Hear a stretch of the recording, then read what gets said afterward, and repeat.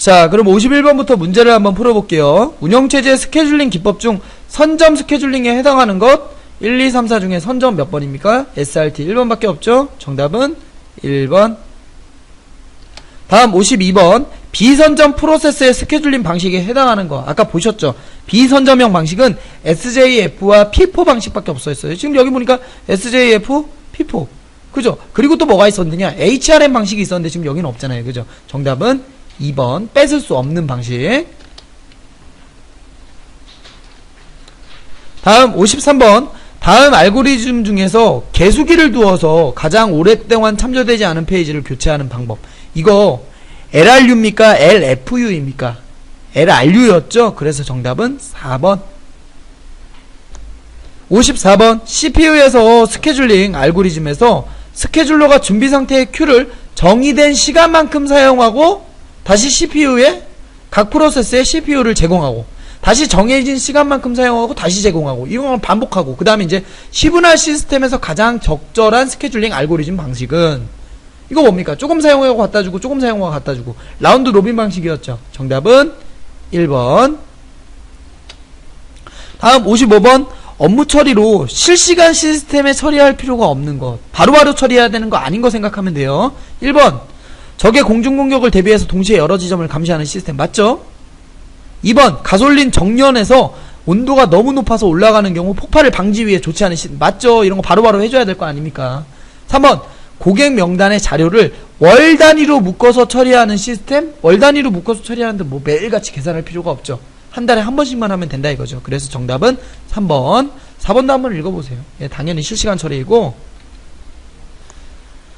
스케줄링 방식에 의해서 명령어가 이제 실행될 때 어떠한 사이클을 갖는지 제가 여기 표에다가 이렇게 적어놨는데요. 사실 이 표를 좀 암기를 해주셔야 돼요. 인출 주기, 그 다음 간접 주기, 실행 주기, 그 다음 인터럽트 주기 이렇게 네 가지가 있는데 인출 주기는 뭐냐 하면 앞서의 명령이 끝나면 다음 명령을 가지고 오는 게 인출 주기예요. 인출 이렇게 내가 다음 명령을 실행하겠다라는 게 인출 주기고 이렇게 인출을 하면 그럼 얘를 이제 실행해야 되지 않습니까? 실행을 하려면 이 내용을 끄집어 와서 실행해야 되는데 우리 예전에 주소 지정 방식이 즉직간 방식이 있었잖아요. 간접 주소 지정 방식으로 보통 프로그램들을 호출한단 말이에요. 그래서 간접 주소 지정 방식으로 이 내용을 호출을 이렇게 해요. 그런 다음에 실행을 해줍니다. 이렇게. 이게 명령어 실행 사이클이에요. 인출을 한 다음에 간접 주소 지정 방식으로 실행을 해주러다. 근데 선생님 인터럽트 주기라는 게 있었는데요. 인터럽트라는 게 뭐냐 하면 여러분들 보통 쉽게 설명하려면 인터럽트를 응급 상황이라고 생각하시면 되거든요. 그러니까 컴퓨터 입장에서 명령어가 실행되고 있는 와중에 우리가 키보드로 뭔가를 입력하거나 또는 우리한테 뭔가를 출력해서 보여줄 때 프로그램이 우리한테 응급 상황을 일으켜서 보여줄 때 그때 인터럽트 주기라는 게 열립니다. 무슨 의미인지 아시겠죠? 그래서 명령어 실행 사이클은 결국 인출 주기, 간접 주기, 실행 주기, 인터럽트 주기 이렇게 네 가지로 이루어져 있어요. 요걸 좀 알아두시면 좋을 것 같고요. 자, 영어로도 나오니까요. 영어에 적혀있는 내용들도 잘 한번 읽어보시고 56번 다음 중 제어 장치에서 명령어 실행 사이클에 해당하지 않는 것 인출, 간접, 실행, 인터럽트 여기 직접 주기 없었잖아요. 정답은 2번. 다음 57번 하나의 명령어를 중앙처리 장치에서 처리하는데 포함된 일련의 동작들을 총칭하여 명령어 주기라고 하는데 명령어 주기에 속하지 않는 것은 앞에 쓸데없는 말이 너무 많았어요. 결국 명령어 주기에 속하지 않는 것 그죠? 인출 주기 여기 있네요. 그 다음에 간접 주기 여기 있네요. 그 다음에 실행 주기는 여기 안 적혀있고 인터럽트 주기 여기 있네요. 이거 뭡니까? 브런치 사이클이 뭐예요? 정답 1번. 58번 제어장치 앞에 명령 실행을 완료한 후에 다음에 실행할 명령을 기억장치로부터 가져오는 동작을 완료할 때까지의 주기를 무엇이라고 하느냐. 앞서의 명령 실행을 완료한 후에 다음에 실행할 명령을 기억장치로부터 가져오는 동작이래요. 그러니까 결국 제가 밑줄 친 이 부분이 상당히 중요한 내용인데 다시 이 명령을 가지고 오는 거 이거 뭐라 한다 그랬습니까? 인출이라 한다 그랬죠. 인출을 영어로 뭐라 합니까? 패치라고 한다 그랬죠. 정답은 1번. 자, 59번 운영체제를 제어 프로그램과 처리 프로그램으로 분류했을 때 제어 프로그램에 해당하지 않는 것 이거는 이제 여러분들께서 요걸 좀 외워주시면 좋은데 일단 운영체제를 프로그램별로 분류를 했을 때 제어 프로그램과 그 다음에 처리 프로그램 두 가지로 분류를 해요. 제어 프로그램 같은 경우에는 감을 작대기로 따는 방식이에요. 이게 무슨 소리지? 예, 일단 감작되고요. 그 다음 처리 프로그램 같은 경우에는 여러분들 그 가수 중에 서문탁이라고 알고 계시죠? 나는 가수다에서 나왔던 서문탁. 그 서문탁의 언니예요. 그래서 서문언이라고 생각하시면 됩니다. 저는 사실 서문탁 이 가수분이 여잔 줄 몰랐어요. 어쨌든 서문탁의 언니 서문원. 자, 이렇게 되는 게 제어 프로그램과 처리 프로그램입니다. 여기에서 제어 프로그램의 감은, 감작대에서 감은 감시 프로그램을 말해요. 프로그램을 어떻게 실행할 건지, 잘 돌아가고 있는지 안 돌아가는지 그런 거. 두 번째, 작업 관리 프로그램을 말합니다. 작업이 어떻게 돌아가고 있는지 말 그대로 관리하는 거예요. 그 다음 세 번째, 대는 데이터 관리 시스템, 데이터를 관리하는 데이터를 말합니다. 데이터 프로그램을 말해요. 이런 것들이 제어 프로그램에 속하는 부분이고요. 그 다음 처리 프로그램에서 써는 서비스 프로그램을 말합니다. 사용자에게 어떤 환경을 잘 보여줄 것이냐. 두 번째, 처리 프로그램에서 문은 문제 프로그램을 말합니다. 문제를 어떻게 처리할 것이냐. 처리 프로그램에서 어는 언어 번역 프로그램을 말합니다. 여기서 언어 번역이란 크게 두 가지로 있다고 그랬죠. 컴파일러와 인터프리터 방식. 어쨌든 그런 것들을 이야기하는 게 제어 프로그램과 처리 프로그램입니다. 지금 동영상 보시는 분들도 요건 좀 메모를 해두시고요. 자, 그러면 제어 프로그램에 해당하지 않는 것은? 이라고 물어보고 있습니다. 그러면 제어 프로그램은 감작대라고 했죠? 그러면 정답 몇 번입니까? 3번. 문제 프로그램은 처리 프로그램에 있어요. 다음 60번. 다음은 컴퓨터의 프로그램 언어 처리 과정을 나타내고 있다. 가로 안에 들어갈 과정을 차례대로 나열한 것은. 일단 번역을 먼저 해야 되기 때문에 컴파일러를 먼저 실행했다라고 하면 이 내용을 먼저 연결을 해줍니다. 그렇게 연결을 하는 과정을 바로 링킹이라고 해요.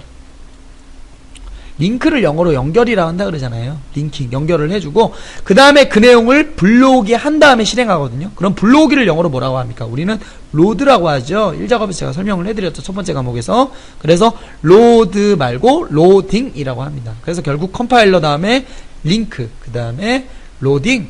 그래서 정답은 1번이 되겠네요. 61번. 아주 간단한 내용인데요. 컴퓨터 조그만 상식이 있으시다면 쉽게 풀 수 있을 겁니다. 시스템 프로그램을 디스크로부터 주기억 장치로 읽어내요.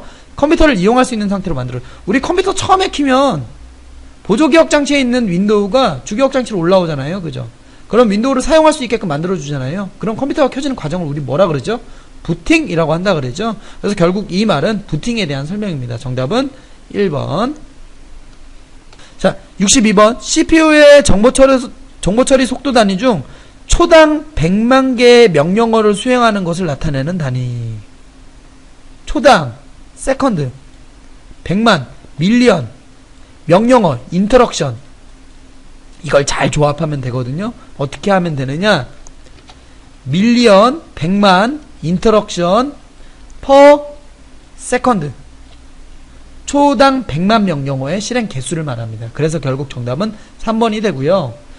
63번. 중앙 처리 장치와 같이 처리 속도가 빠른 장치와 프린터와 같이 처리 속도가 느린 장치를 처리 속도 문제를 해결하기 위한 방법. 여러 가지 방법이 있습니다. 뭐 버퍼 메모리라는 걸 둬서 그 사이에 속도 차이를 완충을 해둔다든지, 아니면 프린트는 속도가 너무 느리잖아요. 그러면 CPU가 프린트에 대해서 너무 이렇게 신경을 쓰고 있다라고 한다면 이게 프린트예요?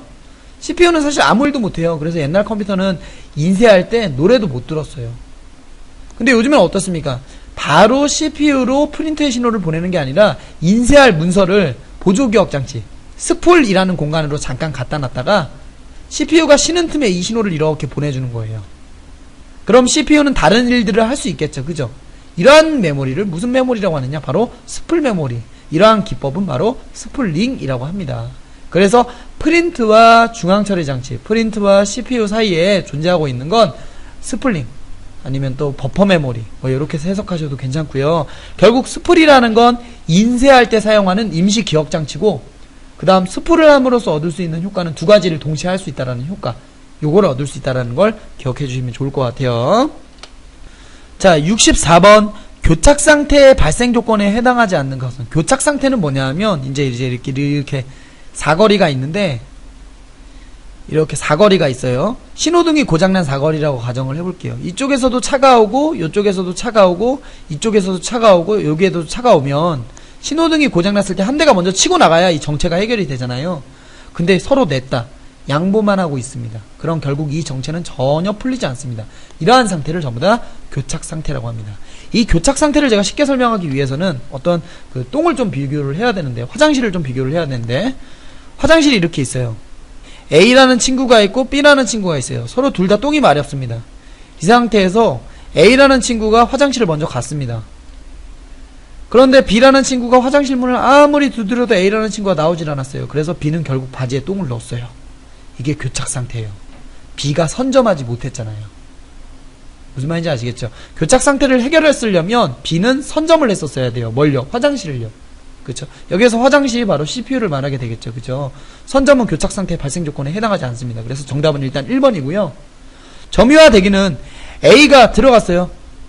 들어갔는데 안 나오는 거예요. 그래도 교착 상태 일어나죠.